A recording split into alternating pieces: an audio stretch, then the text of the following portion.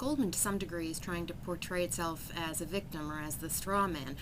I don't think that's an accurate argument. I don't think that's an accurate portrayal. I think that's disingenuous. Goldman Sachs isn't in the business of protecting the American public, the economy, that's for sure. But they have the obligation to protect their investors, to act in the best interest of their corporation and their shareholders by making huge, risky derivative bets that by far magnified their financial exposure.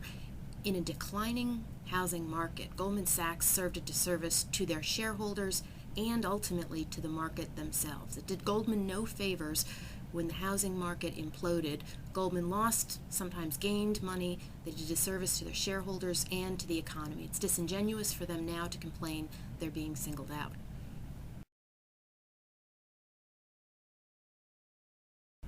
Two things are likely to happen next regarding both Goldman Sachs and the other large financial institutions.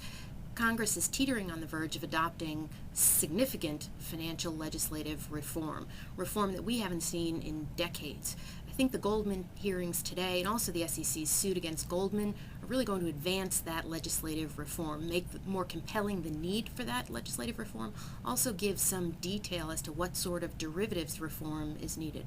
In addition, the SEC has made perfectly clear they're looking at other transactions with respect to both Goldman Sachs and other larger banks. Adding to Goldman Sachs' problems and the problems of the bank is the fact that now the private investors, the private plaintiffs, are starting to file suit. It'll be interesting to see what happens in the next few weeks.